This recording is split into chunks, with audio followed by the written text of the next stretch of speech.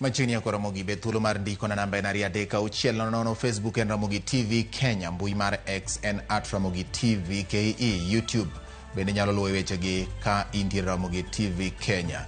Jaloko mara iluongo ni Elizabeth Otieno, nyinga en George Bati, Daddy Cool, wuod Tsunami. Machiegni mana higa achiel nyaka ne jatend piny Amerika Joe Biden ne puodh Kenya kaka piny ma oyangi ni ok otenore chutho gi riwruok mar NATO, ma kelo kanyakla moko kuom pinje ma ogwenyore gi dwaro mag Amerika, to koro kwako puotho makamano. Jood bura mag Amerika koro penjo ka Kenya pod ni kod ratiro mar bedo e listi mar pinjego ma iketo e ngadho ma otisi gi dho ngere ni non-NATO ally.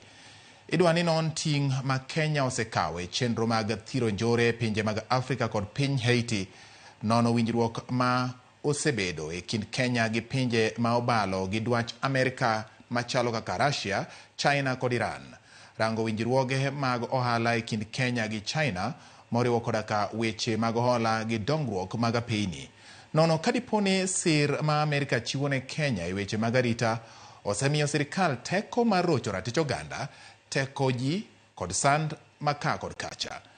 Nonro makamano bende oriwo koda ka fwenyo tudruok mar sir mar omenda ma ichwalo ne jodito mag siasa kod riwruoge madito ma pachoka ka owuok kuom pinje magin joasik piny Amerika e weche mag ohala kod winjruok mag pinje e kind mamoko. Tende ma Amerika dwaro ni tim nonro kaluwore gi gigo ma Kenya osedonjore nyaka ne miye ngadho makamano, kendo owinjore chwal ripot e thuolo mar ndalo 180, kendo mano biro yango ka ilonyo oko Kenya e thuolo makamano kata oyo.